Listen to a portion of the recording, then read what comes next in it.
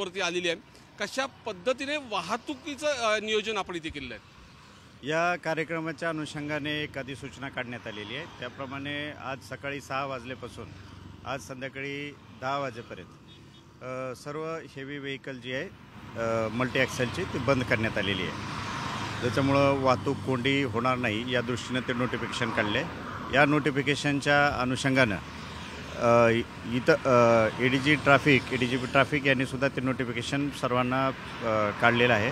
त्याप्रमाणे वेगवेगळ्या ठिकाणी बाहेरच ती वाहनं थांबवली जाणार आहेत। आणि त्याचबरोबर या नोटिफिकेशनच्या अनुषंगाने आम्ही ट्रान्सपोर्टर्स असोसिएशनला सुद्धा कळवलेलं आहे, त्यांनाही याबाबतीत माहिती कल्पना दिली आहे। त्यामुळे हेवी व्हेकल सकाळपासून आता आपल्याला आपल्या हद्दीमध्ये बंद झालेली दिसते।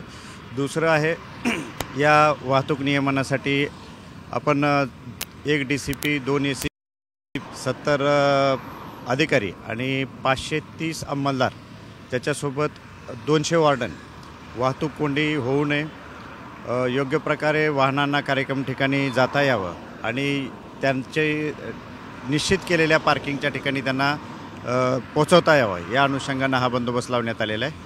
आणि बसेस ज्या येणार आहेत त्या बसेसचे रूट निश्चित करण्यात आले, त्याप्रमाणे संबंधितांना कळवण्यात पण आलेलं आहे। त्या रूटवरती कुठेही ब्रेकडाऊन होणार नाही।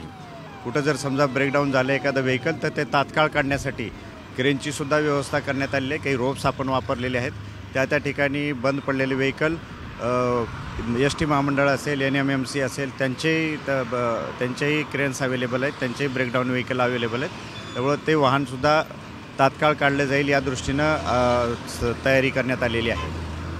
सगळ्यात महत्त्वाचा मुद्दा म्हणजे तो आहे की हेवी व्हेकल खूप मोठ्या प्रमाणात ह्या भागात येतात। मुंबई पोर्ट असेल, त्याच्यानंतर JNPT पोर्ट आहे मुंबईकडे, म्हणजे गोव्याकडून बँगलोरकडून, त्याचबरोबर गुजरातकडून हेवी व्हेकल मोठ्या प्रमाणात JNPTकडे येत असतात। कार्यक्रमाच्या वेळी ह्या हेवी व्हेकल ज्या जिल्ह्याच्या प्रवेशद्वारावरती थांबवलं जातं, त्यामुळे एक वाहतूक कोंडी होते। असं काही नियोजन आपण ह्यावेळी केलेलं आहे की ती जिल्ह्याच्या वाहतूक कोंडी जो प्रवेशद्वारावर देखील थांबली जाणार नाही?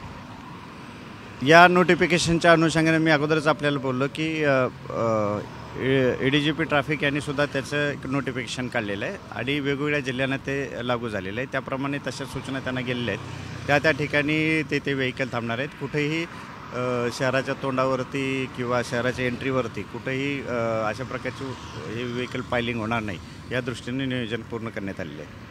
किती यंत्रणा, पोलीस यंत्रणा फक्त या कार्यक्रमाच्या अनुषंगाने ट्रॅफिकसाठी तैनात करण्यात आली?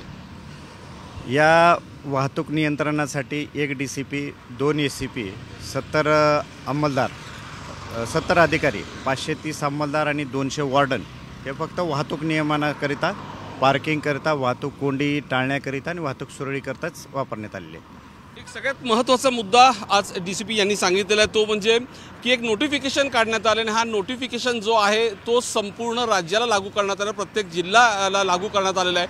म्हणजे ठाणे किंवा रायगडच्या प्रवेशद्वारावरती हेवी व्हेकल येऊन थांबल्यामुळे तिथे वाहतूक कोंडी होऊ नये म्हणून हा नोटिफिकेशन काढल्यामुळे प्रत्येक जिल्ह्यामध्ये, म्हणजेच कोल्हापूरच्या जे हेवी व्हेकल्स असतील ते कोल्हापूरमध्येच आज दिवसभर थांबवले जाणार आणि मग पंतप्रधान जेव्हा इथून दिल्लीकरता रवाना झाल्यानंतर मग ह्या सगळ्या ज्या हेवी व्हेकल्स आहेत, अवजड वाहन आहेत, ती पुन्हा मुंबईच्या दिशेने सुरू होतील। त्यामुळे आजच्या ह्या कार्यक्रमामुळे रायगड असेल आणि ठाणे, नवी मुंबई या सगळ्या परिसरामध्ये वाहतूक कोंडी होणार नाही असा दावा पोलिसांकडून करण्यात आला आहे। कॅमेरावर रोहित शिगवणसह विनय मात्रे, साम TV, नवी मुंबई।